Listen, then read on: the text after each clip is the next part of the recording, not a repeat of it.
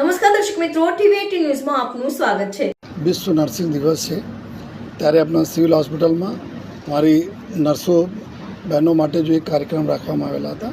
દર વર્ષે રાખવામાં આવે છે।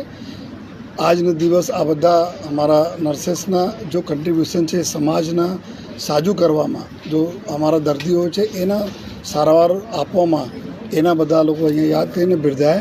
અને સાથોસાથ આ વર્ષે જો ટ્રેડિશનલી આ સંસ્થા કરતી હોય છે, જો લોકો નિવૃત્ત થઈ રહ્યા છે જો નર્સો, એના બી સન્માન કરવામાં આવે। લોકો 34 વર્ષ 36 વર્ષ તક સર્વિસ કરી લોકોનો જો સારવાર પછી જો એના માનસિક અને જો શારીરિક જો સહાયની જરૂર પડતી હતી, આ અમારે જો બહેનો આપી છે એના બી એના માટે અમે ખૂબ તમામ બહેનોના આભાર માનીએ છીએ।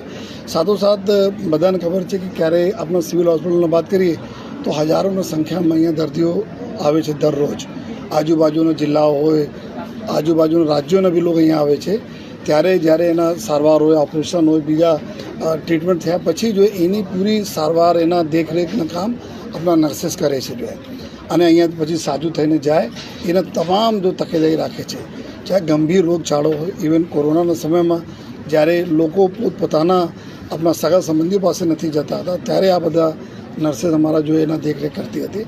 તો આ અમારી ત્યાગ, સમર્પણ અને સાહસના પ્રત્યેક તમામ નર્સોને અમે વંદન કરીએ છીએ અને સાથોસાથ શુભેચ્છા પણ પાઠવી છીએ કે સમાજના અભિન્ન અંગ હોવાના કારણે આપ આવનાર દિવસોમાં બી સકારાત્મક અભિગમ રાખીને લોકોના દર્દીઓની સેવા કરતા રહેજો।